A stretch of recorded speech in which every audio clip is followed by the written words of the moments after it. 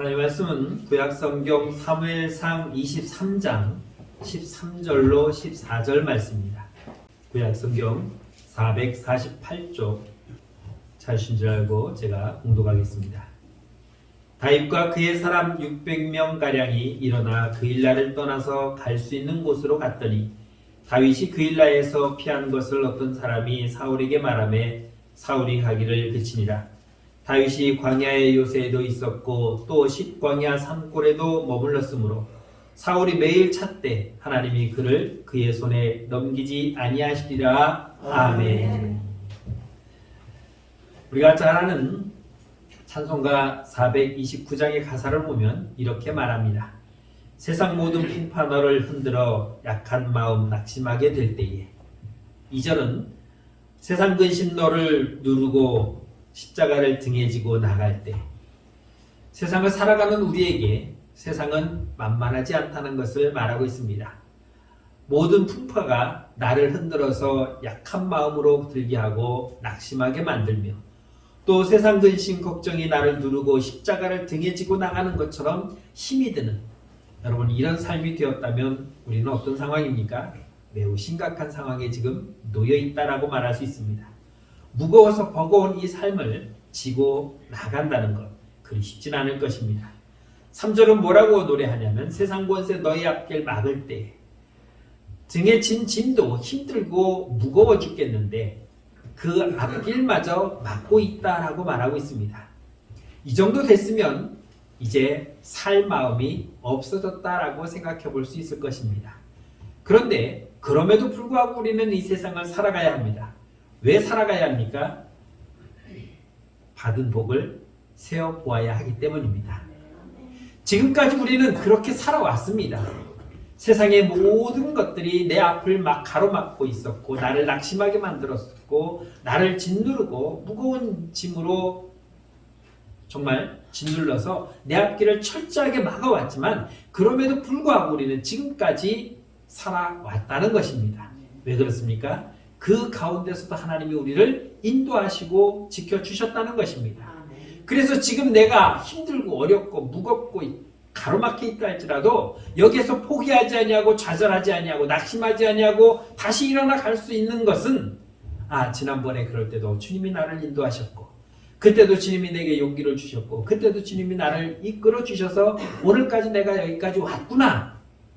수많은 난관을 겪고 수많은 어려움을 겪고 여기까지 내가 왔는데 지금 내 앞에 또 이런 일이 있으니 여전히 하나님은 나를 이 고난을 넘게 하실 것이고 이 무거운 짐을 내려놓게 하실 것이며 이 가로막힌 담을 헐어서 나로 하여금 가게 할 것이라는 것을 생각하면 우리는 여기서 주저앉을 이유가 하나도 없다는 것입니다.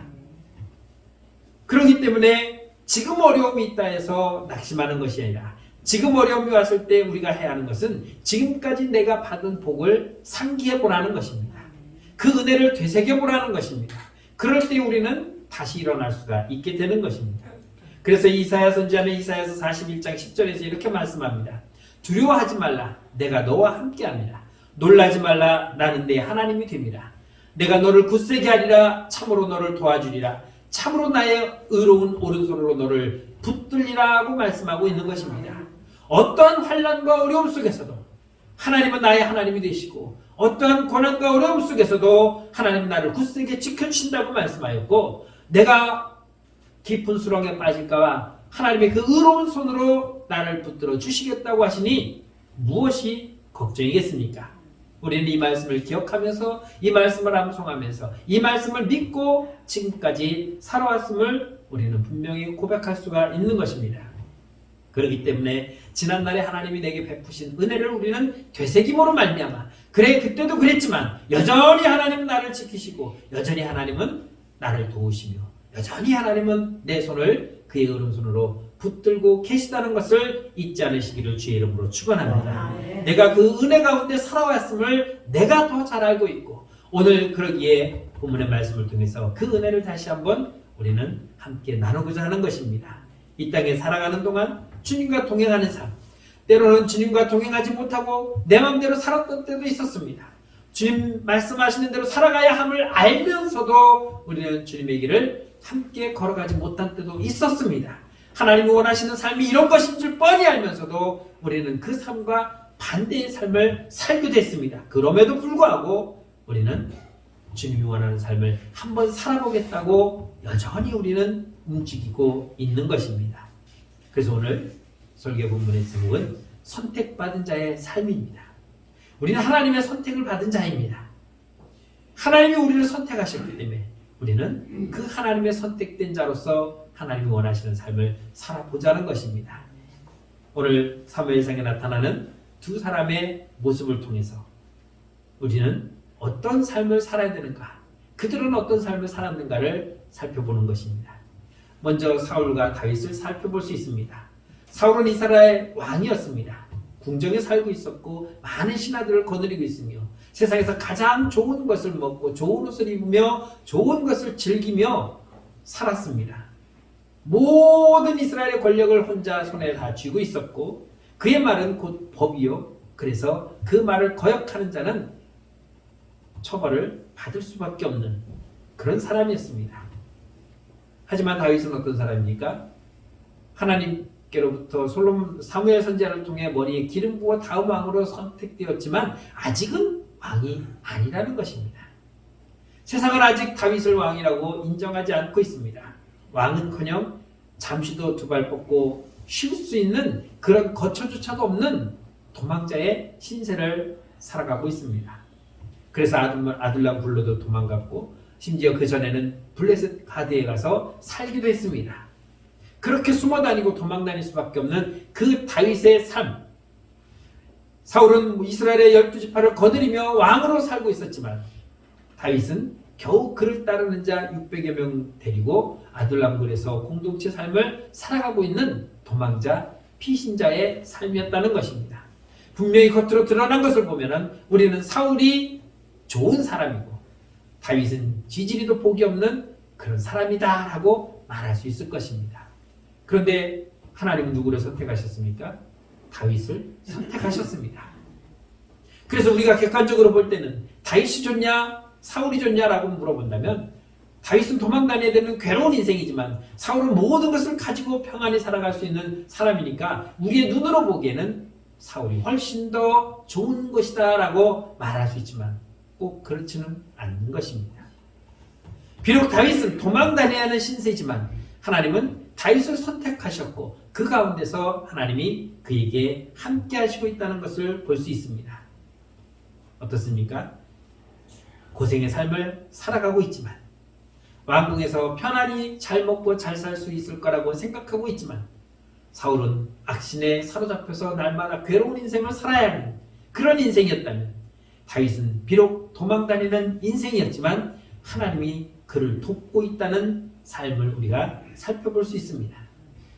사울은 막강한 힘과 권력을 가지고 끈질기게 다윗을 쫓아다니며 추격했지만 위협적으로 추격을 당하는 다윗은 항상 도망다녔지만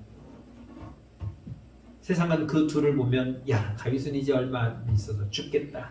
자 사울이 저렇게 쫓아다니면 결국 다윗을 잡아서 없애고 지가 왕으로서의 권위를 세울 것이며 그 왕권을 아들 요나단에게 넘겨주겠지라고 하는 생각을 할 수도 있을 것입니다. 누가 보아도 그렇게 생각할 수 있을 것입니다. 그러나 선택받은 다윗은 어떻습니까? 막강한 힘과 권력을 가지고 쫓아오는 그 사울보다 오히려 도망다니는 다윗이 더 낫다는 것입니다. 늘 쫓겼습니다. 두 발 뻗고 마음 편하게 잘 수 있는 그런 형편이 그에게는 단 한순간도 없었습니다. 그럼에도 불구하고 그는 매우 성공적으로 잘 도망가고 있다는 것입니다. 한 번도 잡히지 않았습니다. 잡힐 뻔했지만 하나님은 그때도 여전히 그를 도우셔서 잡히지 않게 하셨습니다. 오늘 본문의 말씀이 어떤 말씀입니까? 지난주에 말씀드렸던 그일라를 구원했던 다윗이 오히려 그일라 사람들에게 배반을 당하고 사울에게 고발당해서 지금 사울이 3,000명의 군사를 이끌고 다윗을 잡으려고 출병했던 때입니다. 그일라가 블레셋의 공격을 당해서 타작마당에 있는 모든 곡식을 다 탈취를 당했음에도 불구하고 꿈쩍도 하지 않았던 사울이 다윗이 그것에 나타났다는 말에 3,000명의 군사를 거느리고 지금 그일라로 출병을 하고 있는 것입니다. 이 소식을 들은 다윗이 하나님께 묻습니다. 하나님, 그일라 사람들이 나를 사울에게 넘겨주겠습니까? 물었더니 넘겨줄 거다. 배신이잖아요. 자기들이 뺏긴 것을 다 도로 찾아주고 자신들을 괴롭혔던 블레셋을 쳐 죽이고 쫓아냈는데 자신들을 도와준 다윗을 지금 사울에게 신고한 겁니다. 그들이 블레셋의 공격을 당할 때 사울은 뭐 했습니까? 아무것도 하지 않았습니다.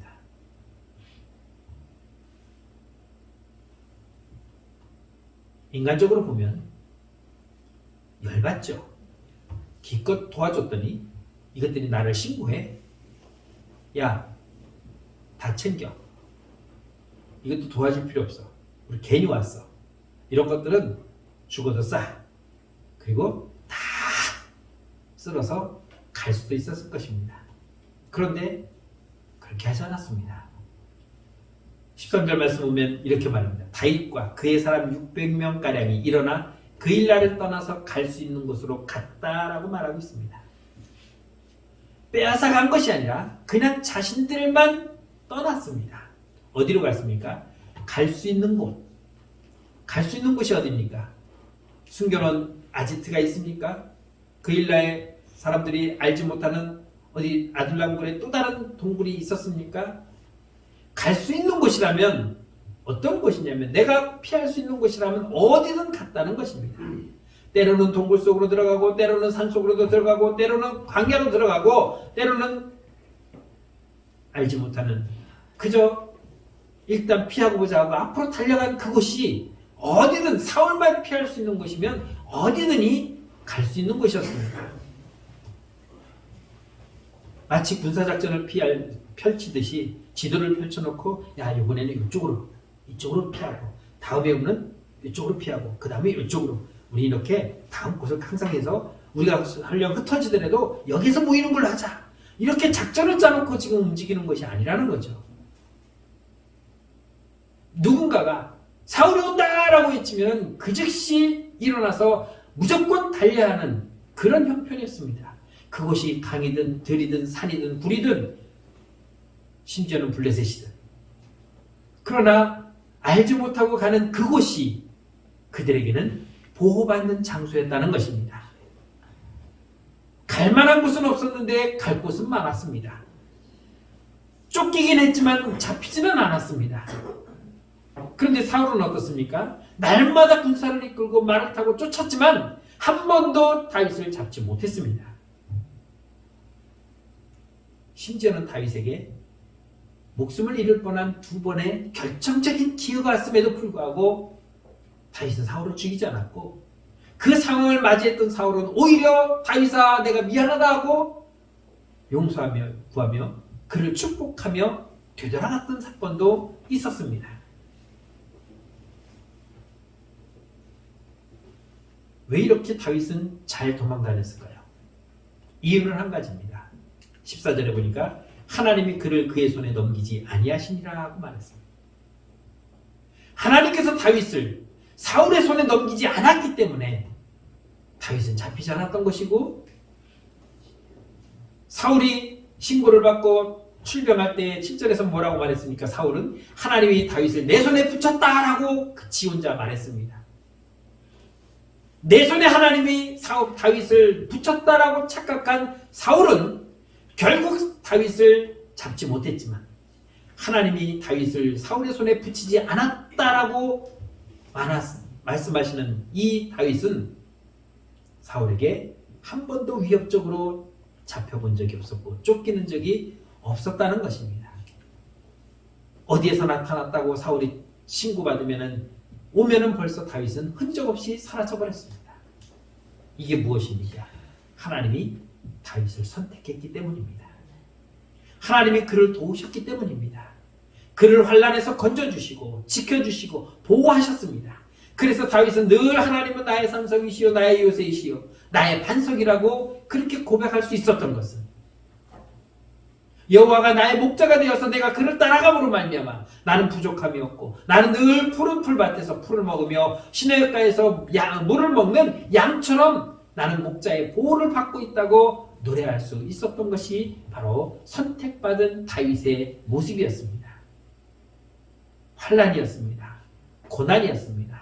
역경이었습니다. 참기 힘들었고 어려웠습니다. 매일매일 하루하루를 정말 불안과 공포에 떨어야 하며 무엇을 먹을까, 무엇을 입을까, 무엇을 마실까 정말로 고민하며 살아야 하는 그런 형편이 있음에도 불구하고 다윗은 아무것도 걱정하지 않았습니다. 왜 그렇습니까? 하나님이 다윗을 선택하셨기 때문입니다. 하나님은 그 둘 중에 분명하게 사울을 떠나고 다윗을 선택하셨다고 말하고 있습니다. 하나님의 선택이라는 것이 무엇입니까? 내가 너를 찍었다는 것입니다. 너는 내 거야 하고 찍었다는 것입니다. 여러분들이 백화점이나 마트나 아니면은 시장에 가서 물건을 살 때 똑같은 거리들이 많이 있죠. 예를 들어서 배추를 사려고 해도, 물을 사려고 해도, 옷을 사려고 해도 많은 것 중에 요놈을 내가 사야지 하고 딱 찍잖아요. 사과 하나를 사더라도 쏟아져 있는 그 많은 사과 뭉치에서 다 똑같은 사과니까 이거 주세요 하고 하는 것이 아니라 들고 쳐다봐요. 이게 맛있을까? 이게 괜찮을까? 수박을 살 때는 어떻습니까? 소리가 다르지? 이 소리가 잘 익었다고 그때 누군가 TV에서 얘기하더라. 이건 아니야. 이것도 아니야. 그래, 이거지. 아저씨 이거 주세요. 제가 어렸을 때는 땄어요. 삼각형으로. 똑 따가지고 콕 찍어서 빨간 게 보이면 그걸 샀어요. 근데 요즘은 그렇게 해놓으면 안 팔아. 그렇게 하지도 않더라고요. 그냥 두드려봐요. 요걸로 주세요. 한때는 뭐 꼭지 보고 꼭지가 말랐으면 안 좋고 싱싱하면 좋고 절대 믿을 게 안 된다고 그러더라고요. 선택이라는 게 그거예요. 바울은 고린도전서 1장 27절로 28절에서 하나님의 선택이 어떤 것인가를 말씀합니다. 그러나 하나님께서 세상에 미련한 것들을 택하사 지혜 있는 것들을 부끄럽게 하려 하시고 세상에 약한 것들을 택하사 강한 것들을 부끄럽게 하시며 하나님께서 세상에 천한 것들과 멸시받는 것들과 없는 것들을 택하사 있는 것들을 폐하려 하셨다라고 말씀하고 있습니다. 하나님의 선택은 우리의 선택과는 전혀 달랐습니다. 어떤 것입니까? 세상에 미련한 것들, 세상에 약한 것들, 세상에 천한 것들, 세상에 멸시받는 것들, 세상에 없는 것들. 우리에게 이런 걸 고르라고 그러면은 어떻게 하겠어요? 내가 왜 그걸 골라? 싱싱하고 맛있는 과일이 딱 있는데 그 옆에 꼭지도 시들고 또 깨져가지고 벌레도 먹고 있는 그 과일을 우리가 왜 선택해야 되냐고. 우리는 그런 걸 선택하지 않아요. 기왕이면 잘생긴 남자, 기왕이면 이쁜 여자, 기왕이면 많이 배운 여자, 기왕이면 우리 집보다 좀 잘 사는 집, 그런 사람들의 자녀, 아들, 딸을 내 며느리, 내 사위로 맡고 싶지, 지지도 없었고 손가락이가 찢어지도록 가난한 정말 아무것도 없이 몸 하나 딸랑 있는 그런 집안의 아이들을 데려오고 싶은 마음은 눈꼽만큼도 없다는 거죠. 왜? 우리는 사람이기 때문에. 그러나 하나님은 이런 것들을 선택하셨습니다. 약한 것들. 약한 것 갖다 뭐 했으려고. 미련한 것들. 저거 미련한 것 데려다가 내가 어떻게 속 터지지. 천한 것들. 남한테 욕먹지. 멸시받는 것들. 세상에 없는 것들. 이런 걸 우리는 절대로 고르지 않습니다. 그런데 하나님은 그런 것들을 골라서 그렇게 잘난 척하는 것들을 오히려 짓누르게 하시겠다는 것입니다. 미련하면 하나님이 지혜 주시면 돼요. 약하면 하나님이 강하게 하시면 되고 천하면 하나님께서 존귀하게 만들어주시면 되는 것이며 멸시받는 것들 멸시받지 않도록 하나님이 높여주시면 되는 것입니다. 없는 자에게 하나님이 채워주시면 되는 것이죠. 그러나 우리는 그런 것들을 할 수가 없습니다. 그래서 하나님은 그런 자들을 택하여서 오히려 있는 것들을 주눅들게 만들어서 네가 있으면 얼마나 있는지 한번 봐라. 우리 드라마에 보면 그런 것들 가끔 나오더라고요. 정말 없는 집이 어느 날 갑자기 부잣집에 시집을 간다든지 해서 신분 상승을 해가서 그동안 자기를 멸시했던 자를 확 밟아버리는 드라마에서는 가끔 있죠. 재밌게 하려고. 그런데 이건 드라마가 아니에요. 하나님 우리를 그렇게 선택하셨습니다. 에베소서 1장 6절에서 바울은 이렇게 말합니다. 이는 그가 사랑하시는 자 안에서 우리에게 거저 주신 바 그의 은혜였다라고 말하고 있습니다. 하나님은 우리를 사랑하셔서 약하고 미련하고 천하고 없는 우리를 사랑하셔서 우리에게 그냥 주었습니다. 아멘. 내가 이번에 너에게 좋은 옷 사줄 테니까 너 다음에 나한테 뭐 사줘야 돼. 이번에 내가 돈 많이 꿔줄 테니까 이걸로 일단 집도 사고 살 만큼 채워놓다가 나중에 벌어서 이자 얼마 쳐서 갚아야 돼. 이렇게 하지 않았어요. 그냥 주셨습니다. 누구에게? 사랑하는 자에게. 하나님은 사울을 사랑하지 않았고 다윗을 사랑하셨습니다. 그래서 그에게 모든 것을 주셨습니다. 없는 것, 멸시받는 것, 천한 것, 약한 것들.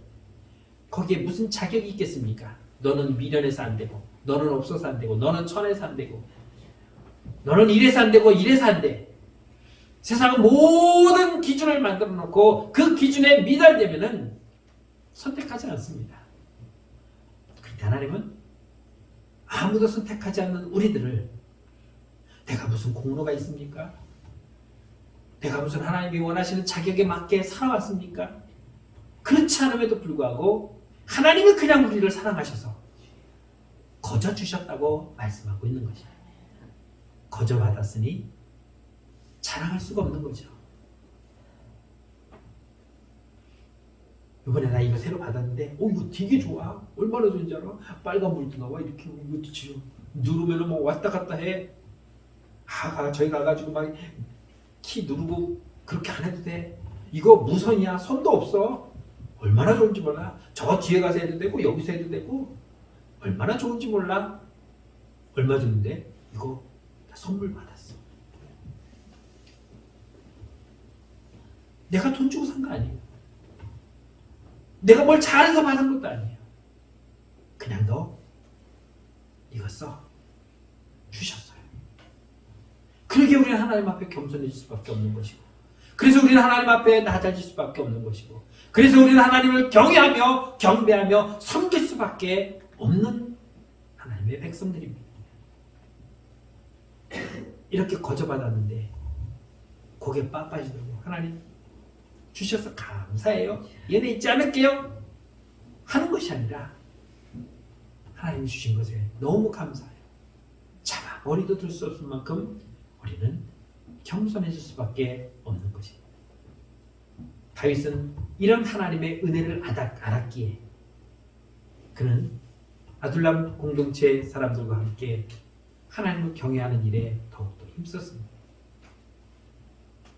그 일날을 구하러 갈 때 어땠습니까? 그를 따르던 많은 사람들이 왜 가냐고 물었어요.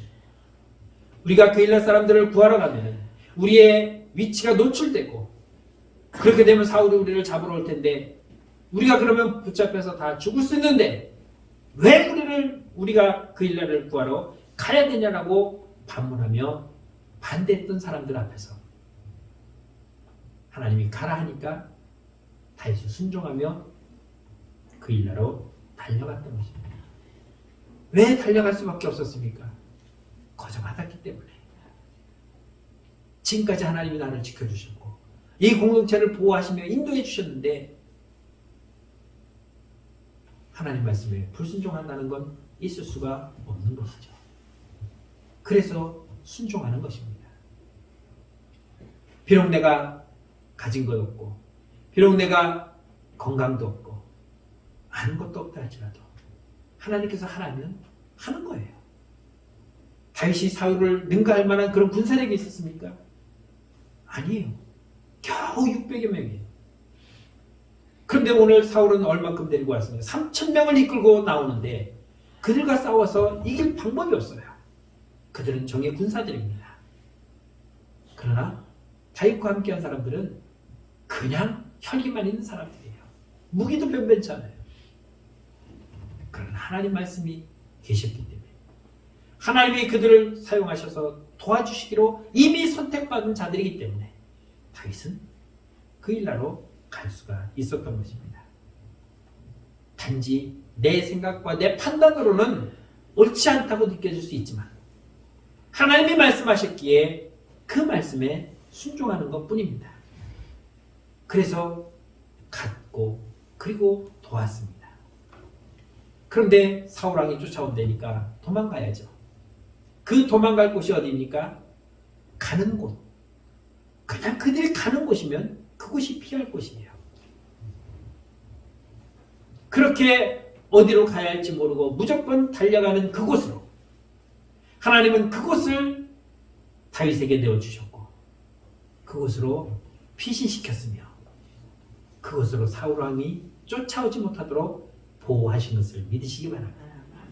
매번 위태롭고 매번 위험한 순간들이 다윗 앞에 놓여 있었지만 위기가 다가오고 정말 여기서는 끝인가 보다라고 할 그 마지막 절망의 순간에서도 하나님은 그 위험에서 다윗을 지켜주신 것을 우리는 기억합니다. 우리는 이 다윗의 이야기를 다 알고 있기 때문에 그 다음에 다윗이 사울이 죽고 왕이 되어서 이스라엘의 왕으로 살았다는 걸 우리는 이미 알고 있어요.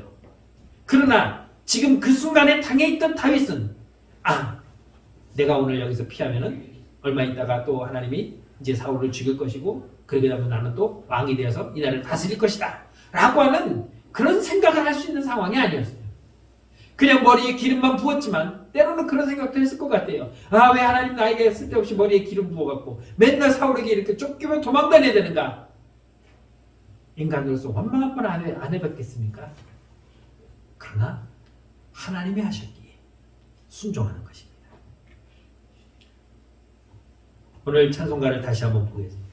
세상 모든 풍파노를 흔들어 약한 마음 낙심하게 될 때 세상은 늘 우리를 흔듭니다. 세상에 비해서 나는 늘 약합니다. 그들은 돈도 있고 또 재능도 있고 지식도 있고 경험도 있는데 나는 그런 게 없습니다. 그러니 나는 약할 수밖에 없습니다. 결국 나는 여기서 낙심하고 포기해야 되나? 절망할 수밖에 없는 상황입니다. 세상 모든 풍파노를 흔들어 약한 마음 낙심하게 될 때에 세상 근심 너를 누르고 십자가를 등에 지고 나갈 때에 다른 사람들은 참 잘 나가는데 다른 사람은 정말 세상에 근심 걱정 하나 없이 잘 사는 것 같은데 왜 나는 이렇게 근심 속에서 무거운 짐을 지고 살아갈 텐가? 다른 애들은 효도도 잘한다는데 왜 우리 애들은 저렇게 효도를 못할 망정 뜯어가지만 않았으면 좋겠는데 한 날 와서 돈 내놔라 술 먹고 와서 행패를 부리는 우리에게는 그런 아들이 없어서 참으로 감사하죠. 세상은 그렇게 우리를 힘들게 합니다. 정말 내가 옴짝달싹 못할 정도로 정말 커다란 바위 여기에서는 십자가라고 두고 있지만 그 십자가가 얼마나 무거운지 아십니까? 궁금하시면 혹시 저기 전곡역이나 연천역에 있을지 모르겠어요. 그 기차 밑에 레일 깔아놨던 그 침목 그거 2개 이렇게 못 박아가지고 한번 들고 다녀보세요.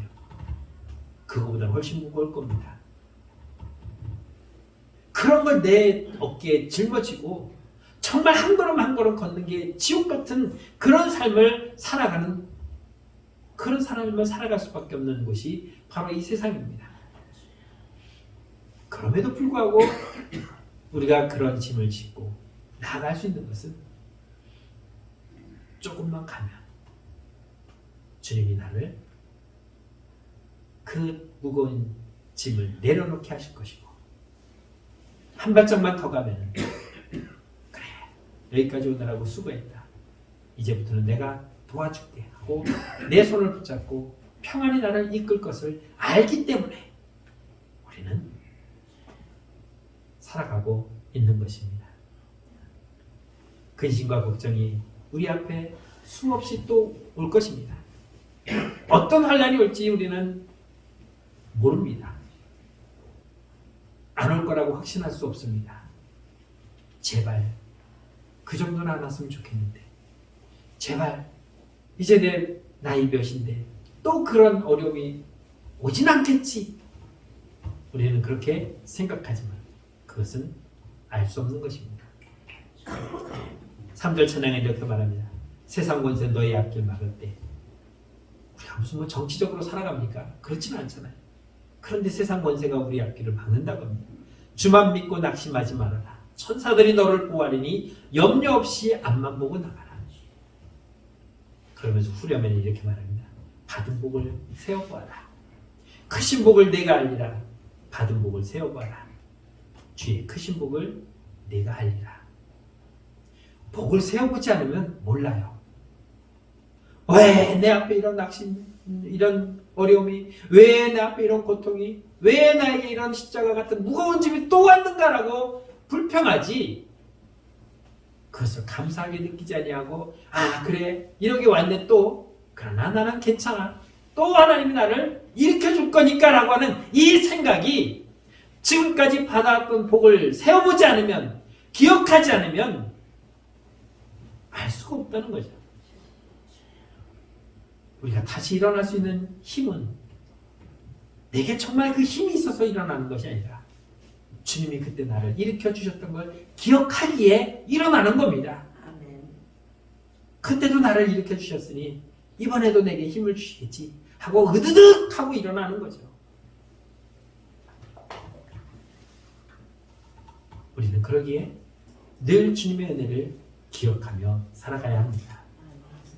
오늘 당장 내가 고난을 당한다 할지라도, 오늘 어떤 것이 나를 짓누르고 무거운 압박감으로 누른다 할지라도 그 크신 하나님의 사랑, 그때 도우셨던 그 하나님의 은혜, 이것을 생각한다면 우리는 여전히 이 고난도 이겨낼 수 있는 승리자가 될 수 있을 것입니다.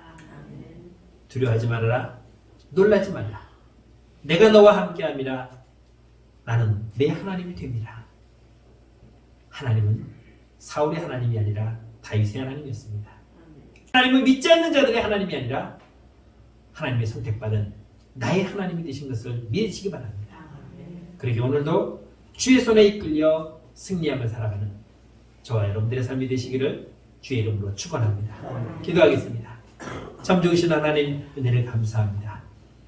세상에 천하고 미련하고 아무것도 가진 것 없는 우리들을 하나님께서 선택하셔서 지혜를 주시고 능력을 주시며 존귀한 이름으로 하나님의 자녀로 높여주셔서 하나님의 나라를 상속받을 수 있는 하나님의 거룩한 백성이 되게 하심을 감사합니다.